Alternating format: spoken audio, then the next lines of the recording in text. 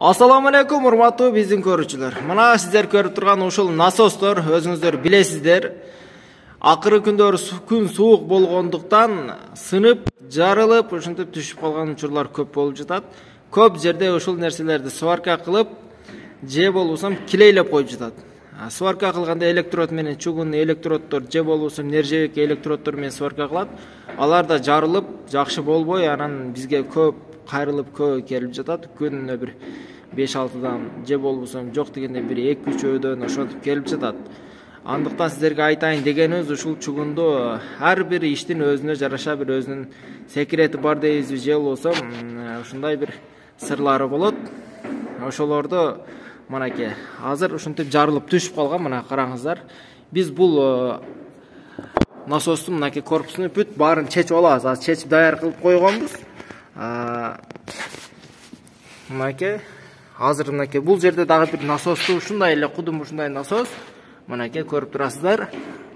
Сварка кылып койгонбуз. Бул жерде эч кандай бир килей же эч кандай бир башка нерсе жок. Ушинтип сварка кылып коебуз, болду, бүттү. Ушуну менен турат.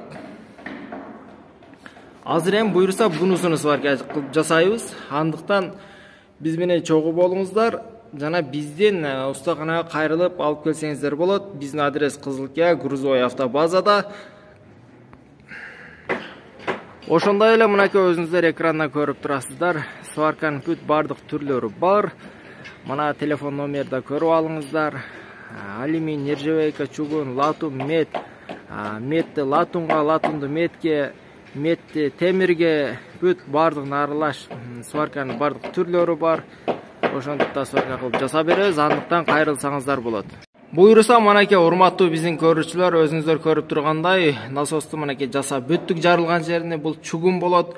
Өзүңүздөр жакшы билесиздер, сварка кылсаңыз электрод менен же башка нерсе менен бул сынып кете бере турган ушундай бир чугундордон, андыктан жасаш керек болсо кайрылсаңыздар болот. Биз ушинтип мынакей бүт чачып, кайрадан сваркасы бүткөндөн кийин азыр эми чогултуп жасайбыз.